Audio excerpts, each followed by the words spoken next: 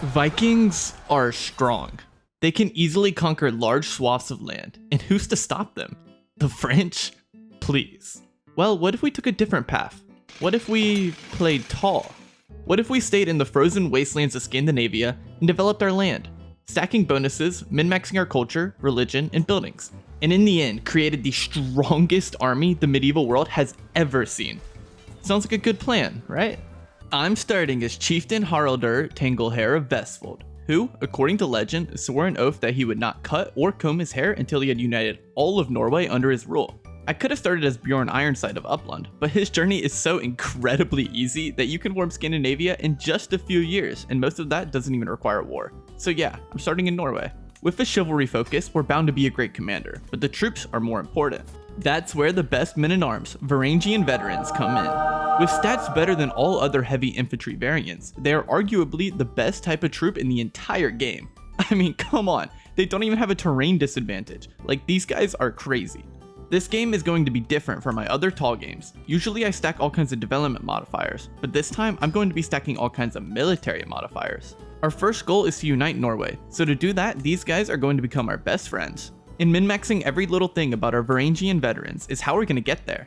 Troops in a tribal cost prestige instead of gold, so I can use all my base prestige to get as many troops as possible. This has the unfortunate side effect of making us lose tons of prestige every month, but we'll deal with that when we need to.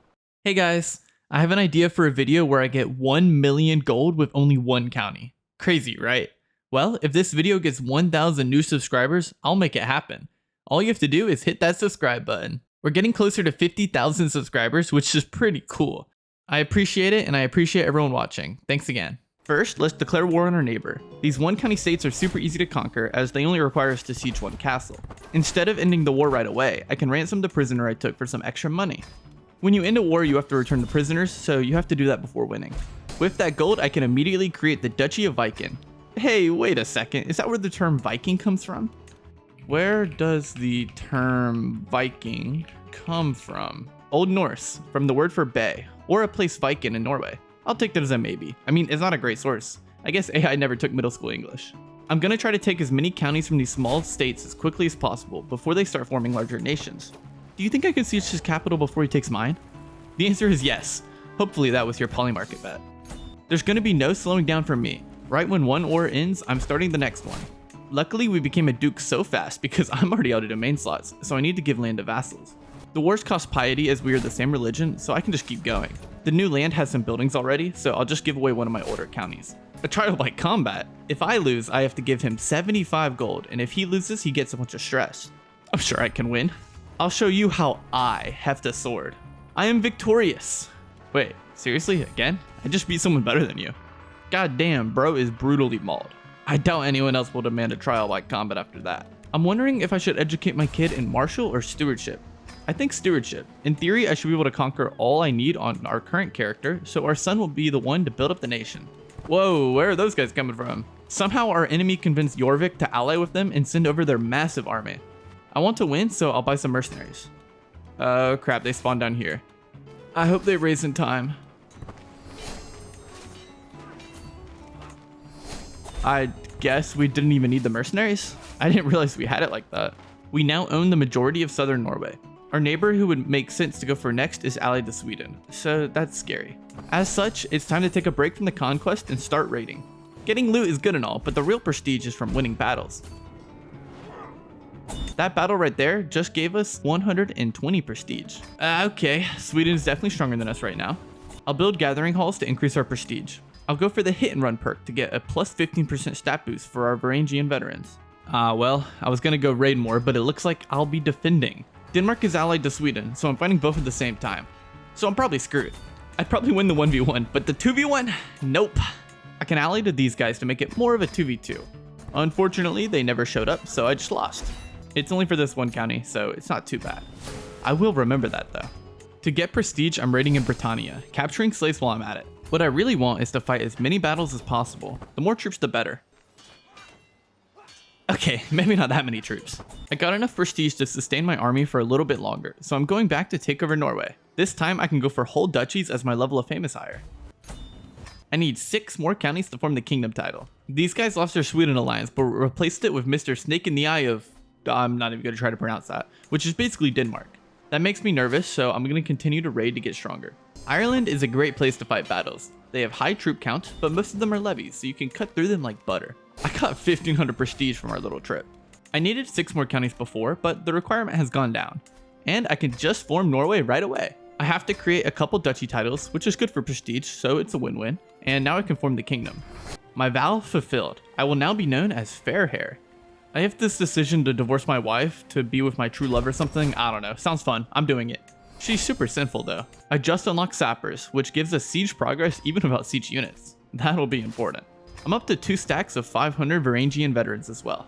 Since we have the kingdom title, that guy I couldn't fight earlier will almost become our vassal. Just gotta send him some gold, and now he'll become our vassal. Our ally will become our vassal too. The guys in the north have a different culture and religion, so they won't join, but we've grown quite a bit. Our first dynasty legacy. The choice is real obvious.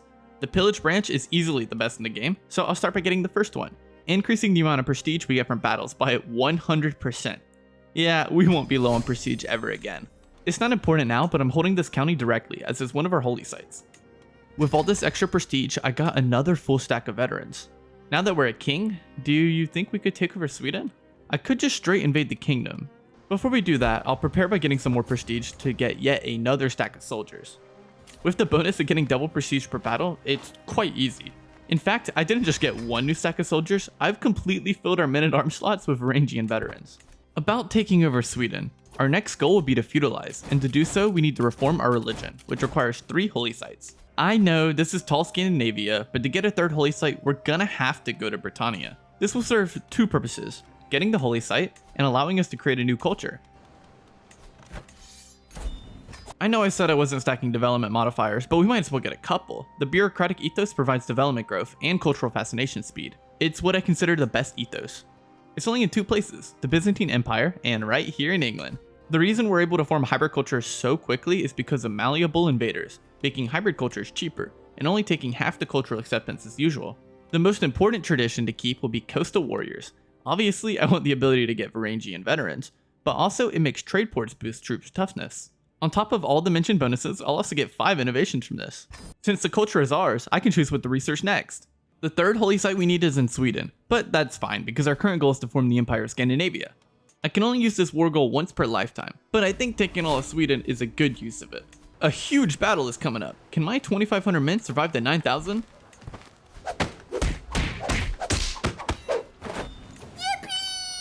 And that settles it. The answer is yes. I took the capital, but they still want to fight.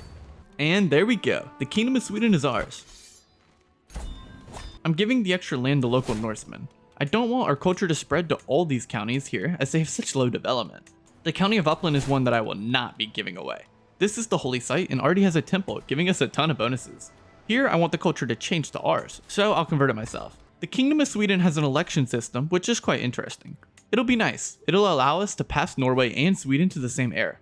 Normally, they'd split up. Another requirement to becoming feudal is 10 development in your capital. So once our culture spreads to Upland, I'll promote development here. Whoa, taking Sweden got us this awesome spear. Okay, enough distractions. Back to development. I'm switching to a scholarship focus for a plus 15% boost. The Empire of Scandinavia is going to require 30 more counties. We can't take it all at once, but I might as well start working on taking Denmark. What? Let's see. It's just the guy up here trying to take this one county. This war isn't as crazy as I thought it would be. There's another reason I swapped to a learning lifestyle. The profit perk will make reforming our religion half the price. I beat those guys attacking us up, and now it's time to do our own beating up in the north. With our overpowered troops, I shouldn't have any trouble here. I'll just be going back and forth between the north and south, taking lands after our truces end. I've gotten the Kingdom of Denmark now. Maybe these guys will accept vassalization later. Once they stop hating us for the whole declaring war on them thing. I'm starting to move into Finland as well. We will be the Empire of Scandinavia in no time. I can use my subjugate war goal, the one you get once per lifetime, to take the Kingdom of Sami all at once. A real fast war for tons of land, bringing us to only 4 counties away from the Scandinavian title. The second dynasty legacy is here for us to get, and it'll give us +2 to our max size for heavy infantry units, exactly what we need. There's another duchy conquered, and yep, there we go. We can create the empire, so let's do that right away. We are officially Scandinavia now. Now that we've completed our goal of Scandinavia, I need to edit our culture, religion, and become feudal. I have a few traditions I plan to get to buff our troops, but first up, I want to get only the strong. It'll make troops more expensive while decreasing their max size, but it'll massively boost our knights and increase our men-at-arm stats. I'll also need to figure out succession. This is just a mess. This isn't important now, but I think once I feudalize, I'll switch my capital over to Upland. In addition to having a temple, it also has a university building slot, so it'll overall be better. Like the Heddlestove Church is cool and all, but it doesn't also have a university. To get piety for our religion, I'm executing prisoners. To get prestige, I'm raiding, which also captures prisoners. It's a perfect cycle. Oh my god, that just got us 1100 prestige from one battle. This is amazing. And our coronation just got us an insane 3200 prestige. Prestige is no issue. After some time, I can now unlock the Prophet perk, which was the last thing I needed to create an awesome religion. I gotta keep Warmonger, it's cool and just makes sense. Ah crap, it doesn't matter. I can't afford to create a new religion yet. I need to do a pilgrimage. I'll also commit mass murder. Our player heir is winning the election in Sweden, which means they'd probably win elections in the other kingdoms as well. I can add a Scandinavian elective law in both Norway and Denmark. Now if I cast votes for myself, my succession is saved. I also have enough prestige to level up our tribal authority to level 4, another requirement to becoming feudal. I should have enough piety to create this religion. I want polyamory as it's great for alliances. I want witchcraft accepted. Lay clergy so we can hold temples directly and make some extra money. An equal view on gender. This usually sucks for succession, but we have elections so it should be fine. And I want unrestricted marriage so I can marry siblings together. I'm keeping Warmonger, but I'll replace the other two tenets. There are no tenets that boost men-at-arms, but there are those that boost knights. Perennial trophies will give everyone +3 prowess, while also just being awesome. And lastly, Unrelenting Faith just makes the most sense to get. It makes clergy able to serve as knights, and gives everyone +4 prowess and +2 advantage. 5,000 piety to create an awesome religion. It's easily worth it. I can now get rid of York since I don't need it anymore, nor do I want it. With that, we can immediately adopt feudal ways. I have max tribal authority, I just organized my religion, we're pretty famous. My development is high enough. Apparently it only takes development level 5. Usually it requires 10 development, I'm not sure what's up with that. And I have 70% of the required innovations. But I'm not going to do it right away. That's just because I want to raid Rome before doing so. It just felt like the right thing to do. Hastine would be proud. All that raiding in the Mediterranean let me get enough prestige to unlock only the strong. It'll take 23 years to go into effect, but we'll have it eventually. Now I can happily adopt feudal ways. We're no longer losing prestige, but boy are we losing money. It's gonna start a rebellion, but I'm sure it'll be fine. I'll need to start building good old farms and fields. Each one will give us 0.5 gold per month. Later, I'll be getting stuff like the barracks for heavy infantry damage, but right now, money is much more important. I can finally build that stave church too, although it's a crazy 1,000 gold. Actually, that reminds me, I'll move my capital to Upland now. It'll make us more money in the long run, and development will be easier to get. Once I reach 30 development, I'll build this university. The county hero would be great to get as there is copper mine. I'll be able to build it when I convert the land to our culture. I'll probably have to deal with those rebels first though. The biggest rebel is the Jarl Liskane. Luckily for me, he's got a daughter I can marry. And just like that, the faction is below the line. It's just some peasants rebelling now. Before they rebel, I should go ahead and take the last kingdom of Scandinavia in a nice, clean, holy war. It's another one of those once per lifetime war goals I might as well use before dying. And there's the rebels. I took the capital of Finland, but didn't win right away. I'll go deal with the rebels and then come back. Peasant armies are usually pretty weak, but super annoying as they will be all over the place and won't stop fighting until every single one of them is dead. I see, the remaining rebels are all in the north. Ah, well that's unfortunate. My new ruler already went down the best stewardship tree. It makes constructing buildings quicker and cheaper, and it gives you 2 whole domain slots. Since I already have those perks, I'll go with a scholarship focus for the development growth. The peasants are gone, but I still need to clean up Finland. Oh god, that's a lot of rebels. So they have double our men. The war is for the Kingdom of Sweden, which is a kingdom I would prefer to keep, so I'm giving up on Finland and sending my army over right away. If I can split up the troops, maybe I can get enough war score to wipe peace. Guys, I think I'm screwed. I just lost that battle, and we're in debt, so mercenaries are off the table. My holy order gets me 1,500 more troops, but my men-at-arms won't be replenishing since I'm in so much debt. That battle was our best chance. We're lost. Wait, no, we can do this. The enemy armies are split up. Let's wipe them out. I took this county in Denmark because I thought it was the war goal, but nope. Them having just one county, a single county, is giving them ticking war score. Well, that sucks. The war is lost. It's time to surrender. We even lost the Finland war. I no longer have the beautiful capital of Upland. We're still losing money since I lost some good counties, so I may have to delete some of our beautiful Viking warriors. Yeah, I'm 1,000 gold in debt. I need to get rid of these guys. They're useless too since they won't replenish until I get out of said debt. Oh crap, Finland's coming for me. It's just one county. I'm gonna surrender because I do not want to raise troops. That means I will also need to handle these before they rebel. For the populist faction, if I can convince them to convert to our new faith, they'll leave the faction. Unfortunately, I can't stop every faction.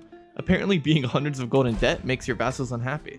Yeah, I have no idea how to stop this. I have no troops. And now these populists have revolted. Losing the Libertary War lowers our crown authority and gives all the rebels a hook on us. Fortunately, peasants are pretty weak, and our big vassalist Sweden is helping us.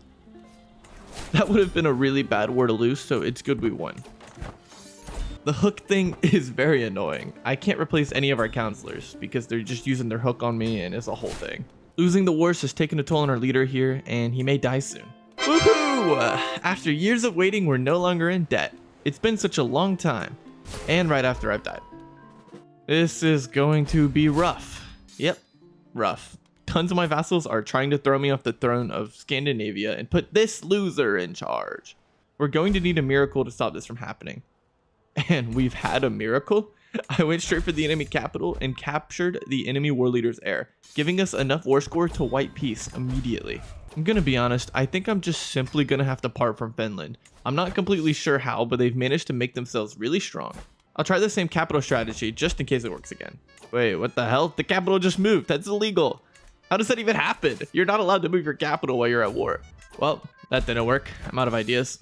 I'll just have to reclaim Finland once we regain our power. Using a different kind of power of inbreeding, I've successfully gotten the intelligence traits into our family. All of our future heirs should be geniuses, giving them +5 in every stat and a boost to lifestyle experience. Unfortunately, inbreeding doesn't make you rich. The revolt was right on the line, but I couldn't stop it unfortunately. It's another claimant faction for the Empire of Scandinavia. I really need to kill all the claimants. This one was much easier to deal with than the last one, so it was no worry. This one though, yet another Liberty War, they really don't want me to increase my crown authority. I just want to take titles for more money. Oh well, I guess I don't need to take any more. Oh god, this claimant faction is really picking up steam. Being the emperor was fun, but I guess we're back to being the king in Norway. Man, is it weird being a vassal to Scandinavia instead of, being the emperor? He's in our dynasty, so you know what? It could be worse. This could be nice. I won't have to deal with rebels anymore and I can finally get some money to get out of debt. And while we wait, I can start a claimant faction, press our demands when the time is right. Okay, well, I thought I wouldn't have to deal with rebels, but it looks like some claimants want the Norwegian throne. I'm so tired of this rebel stuff. This feels like more than 4 seasons. Okay, good. The enemy was just about to siege our capital, but we made it just in time. Now the rebels should be done for. I can finally start upgrading our land with more buildings, which I'll continue to do until I'm confident enough to take the empire back. Actually, instead of taking the empire back right now, I can start by taking Sweden back. They don't have much of a military, so it should be easy. Honestly, I'm making more money, but I regret taking Sweden back. I'm already in another civil war. What the hell? Apparently we've started a crusade against the Catholics for the Kingdom of Frisia. This doesn't make any sense, and we're definitely going to lose, but it's pretty funny. This is why we need the empire back, so the current empire stops doing stupid stuff. After some wars, I once again control the great county of Uppland. I'm also taking the land that has the copper mine for some extra money. It'll give us +2 gold when it finishes building. Speaking of money, we're making a decent profit each month. I control all the good special buildings in Scandinavia, and it's really paying off. In fact, I can finally start rebuilding my military. I'm pretty confident we can take the Scandinavian Empire back, so I'll go ahead and do so. The war is so easy, I can upgrade our buildings in the middle of it. I'm making plenty of money, even with my troops raised. At long last, the Empire of Scandinavia is once again ours. The problem that caused us to collapse last time was that I was in debt and could not afford my military. But now that all of our counties have upgraded economic buildings, that's no longer an issue, and it should be smooth sailing from here on out. So we're finally at peace. What next? Well, we have an open cultural tradition slot we could fill. I can't add a new one for another 20 years, but I can form a hybrid culture. But what tradition do we want, and what culture to merge with? The answer is right here. The Saxon culture has stand and fight. It'll give us a defender advantage, but more importantly, it'll increase our heavy infantry toughness for a total of 20%. This is another situation where I need to take some land outside of Scandinavia, but I only need it for a bit, so I think it's okay. Man, the Pillage Dynasty Legacy is so good. The fourth one gives plus 10% enemy casualties and gives you gold for getting kills. So I have the land. Now how do we get the cultural acceptance? Since we kept the Norse tradition, we only need 20%. I'll get to that in a bit. Let's do a side quest first. During the period of Great Strife, Finland reclaimed their lands and even expanded to the Kingdom of Sapmi. So I'm gonna take that back. Wait, we're losing? Seriously? I might have messed that up. Even with mercenaries they beat me. What in the world is happening? Side quest within the side quest, sideception style. We're in the early medieval period now, which means we can go for cool innovations like battlements, which will unlock level 2 castles. But I'm going with manorialism so I can get duchy buildings. Okay, I beat Finland in a battle. All is right in the world again. Being at war reminded me that I need to create our accolade. The Vanguard attribute will increase our heavy infantry regiment size while also increasing their stats. And on top of that, Valiant will increase their damage. And secondly, I'm creating a Stalwart accolade to increase our army toughness. Just the Kingdom of Sapmi isn't enough for me, so I'm also going to take all of Finland. As our accolade ranks up, we'll get more and more bonuses. The final level will give us plus 4 size to all our regiments, increasing damage by 60%, plus another 30%, and increase toughness by 30%. And with that, Scandinavia is united for the first time. Now that all that side quest stuff is over, I'll be going to our Saxon land with a grand tour, making sure to choose the cultural festival option. These tours make getting cultural acceptance super easy, barely an inconvenience. So it's new culture time and I'm adding stand and fight. Now I'll get rid of the land, I don't want it anyways. I died. The 5th Dynasty Legacy, plus 25% siege progress is crazy. Sieges are what win wars after all. I think for a while I'll be waiting for our innovations while I deal with rebels, but because we have a bunch of income and money now, we should fare well against said rebels. Once we get those techs, I'll have to travel across the world to China for a cultural tradition. But that'll be much later. It's the Art of War tradition. It makes men-at-arms more expensive, but we don't care about that. We just care about the plus 10% counter efficiency and the plus 2 max size of heavy infantry units. We're just about to unlock manorialism, so I need to create some duchy titles. This is going to give us the warning that we're holding too many duchies, but that's okay. The penalty is minus 15% opinion per duchy title over 2, and I can live with that. Manorialism is unlocked, and now I can get some duchy buildings. That's why I needed to create the titles, of course. You need the titles to build these things. There are a lot of cool military duchy buildings, like the Crown Smithies, which will be the most important one to get later. But that's for later. Right now, I'm going to get royal reserves for the gold and 10% development growth. More development means a quicker research speed, letting us get the techs we need even earlier. Ugh, our lame half-brother is beating out our son in this election. The best way to solve this issue is a quick and simple disinherit. And now my other brother is beating out our kid. What gives? At least this one is a genius. I'd actually be down to switch to him. Yeah, I guess I'll start voting for my brother. As my 6th Dynasty Legacy, I'm picking up the first one in Warfare for the Knight Effectiveness. The other Warfare legacies aren't as important, but I like the first one. Oh hey, with manorialism I can upgrade our temple for some more gold and development growth. And it gives a nice 20% Knight Effectiveness. Metal Workers, a tradition that will increase our men-at-arms toughness by quite a bit.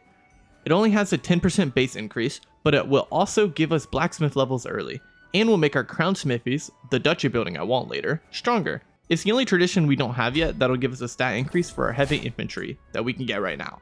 I'm replacing religious patronage with it, since I clearly don't need any piety, and while renown is nice, I don't really need it. With a rebellion like this, you're gonna make me start thinking you don't want me in charge of Scandinavia. I may be dealing with a revolution, but the love a brother husband feels for his sister wife cannot be wrong. I'm completely fine though. The war won't be the end of us now that we have enough money to sustain ourselves. There's battlements unlocked. It's going to be a huge boost in money for us. I can upgrade all our castles to level 2, and once they finish, we'll be able to upgrade all our economic buildings too. Yeah, here you can see I can upgrade my farms and fields. It'll be to a max of 4 for now. I can also build the university near our capital since we have 30 development. The development growth is nice, but the lifestyle experience and fascination progress is arguably better. We have a nice golden glow now. The next innovation I'm going for is bailiffs for another building slot. After just a few years with the new innovations, I was able to get our income up to over 80 per month. I'm really not sure why everyone and their mother rebels against us basically non-stop. I beat the rebels every time, but here they are rebelling again. It's actually so annoying, but I guess it's fine since they don't actually pose a threat to the crown. I'll just keep beating rebels as we get new innovations. I'll continue upgrading my buildings, getting more money, and waiting until we reach the high medieval period where the real fun will begin. But again, rebels aren't that big of a deal. I mean, it's kind of fun to execute the leaders. Metalworkers has officially been added to our culture. That's 4 out of 6 of our tradition slots being used to boost our Varangian veterans, by the way. I've unlocked bailiffs, so I have the extra building slot, and since I have all the important economic buildings, we can start getting blacksmiths.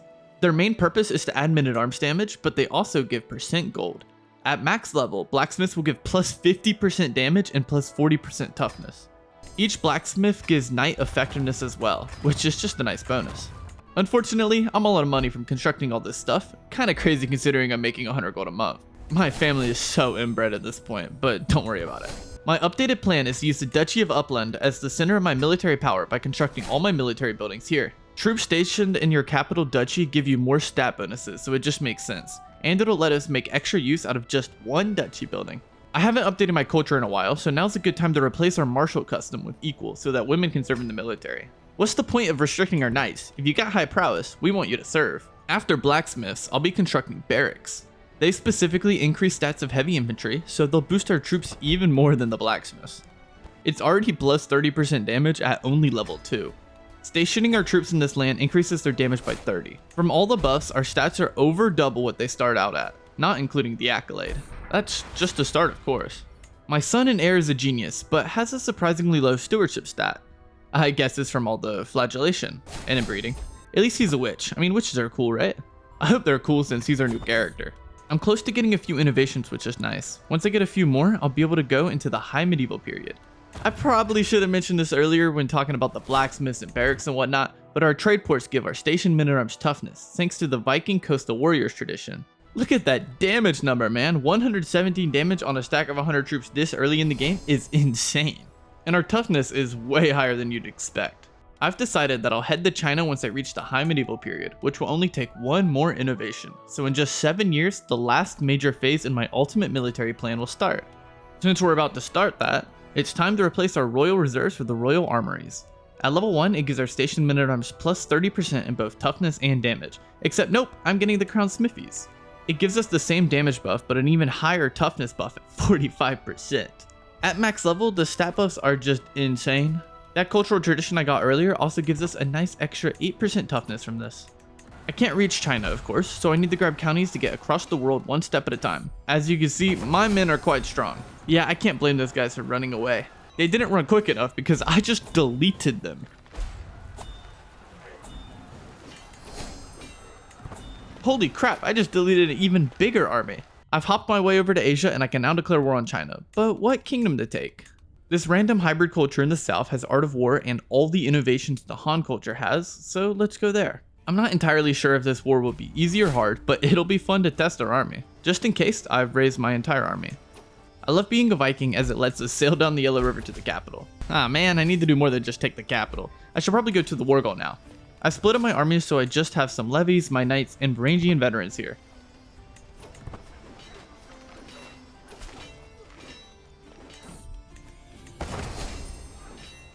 I mean, that wasn't even close. We've won the war for a kingdom in China. Our cultural acceptance is at 9, but it is increasing pretty quickly. Oh yeah, I figured out that to better fix my succession, I have to make my heir a co-monarch. That usually helps.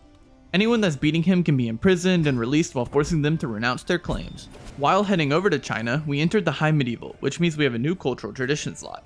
Once we reach the required acceptance, I'll be ready.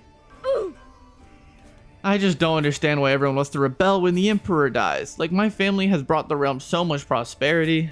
We can form the hybrid culture now. The new tradition is Art of War, giving us +2 max size of heavy infantry units. We will also discover an insane 21 innovations. Most of these are the nice Silk Road ones, but there are a couple we would have had the research in there. I'm gonna have to convert to my culture in a lot of these counties. With a great steward, it'll take us 3 to 4 years per county.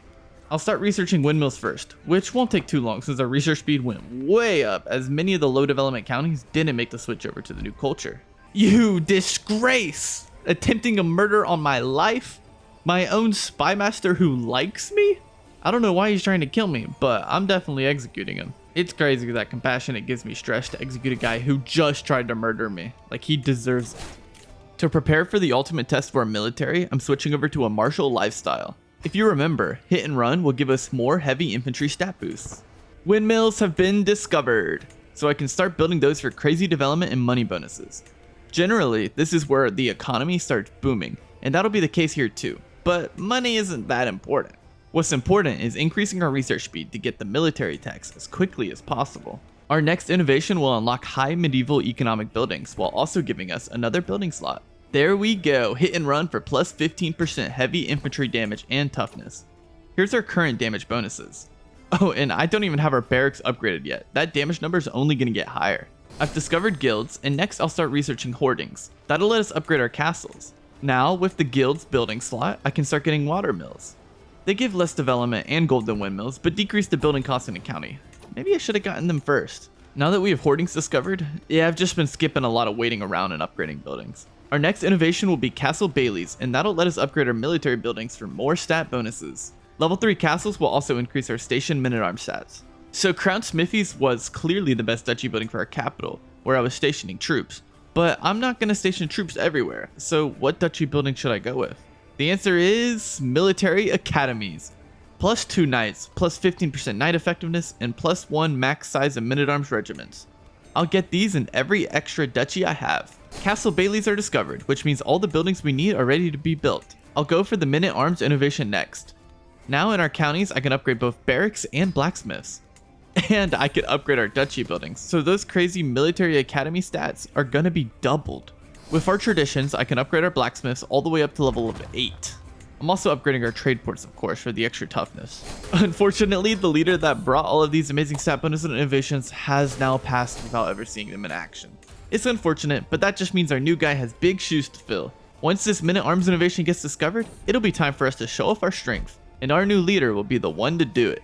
Because the men-at-arms innovation will give us another slot, I'm upgrading military buildings in a new county. The troop station here won't be as strong since they don't have the duchy building or the capital bonus, but I'll make them as strong as I can.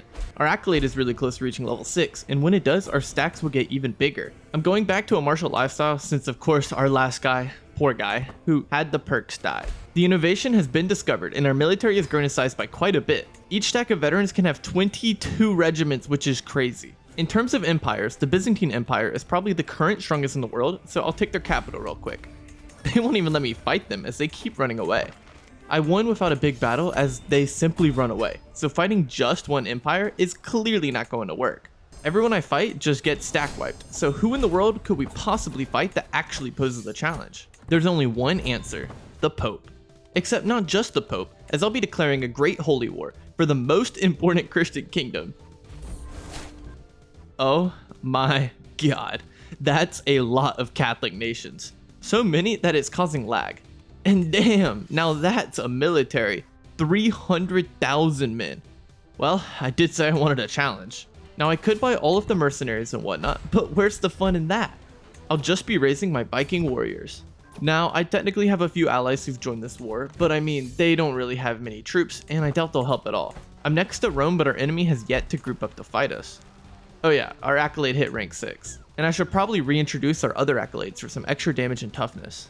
The first battle is incoming, but yeah, 30,000 men aren't gonna cut it. Now those men are dead. Realizing their mistake, the other group of soldiers ran away to regroup. This is awesome. Killing all those guys got us 1,400 gold. Oh boy, now there's an army. They have some reinforcements coming, but that's not gonna save them. And we won the battle. It wasn't a stack wipe this time, but we killed 22,000 of their men. The Catholics are back, and they are mad.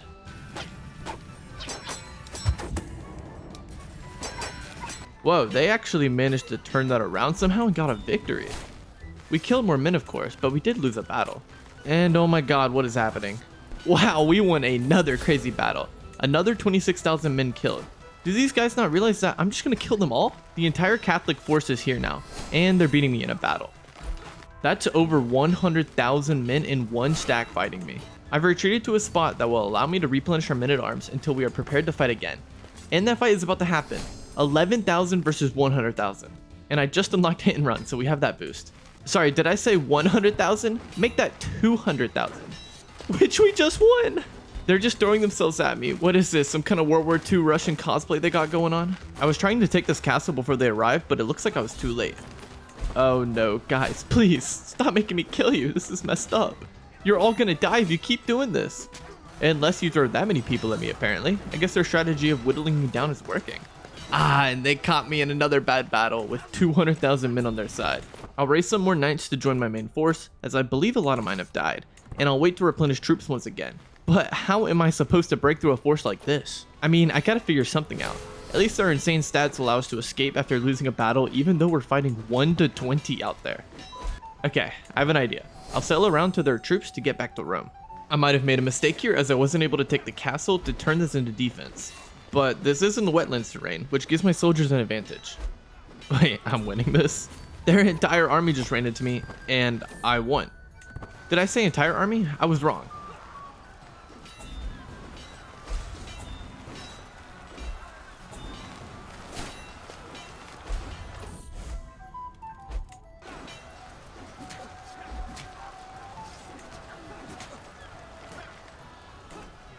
I'm pretty sure that battle speaks for itself, so I don't know what to say. We killed over 100,000 men during that battle. Their army is ruined, these remnants can't do anything, even with the defender advantage of Rome. Yep, we just won a crusade against the Crusaders themselves. Our 11,000 men versus their 300,000+. And hey, we're just about to reach 100 development. Thanks for watching, and remember to subscribe if you want to see me reach 1 million gold with just one county. Shout out to the channel members, love you guys.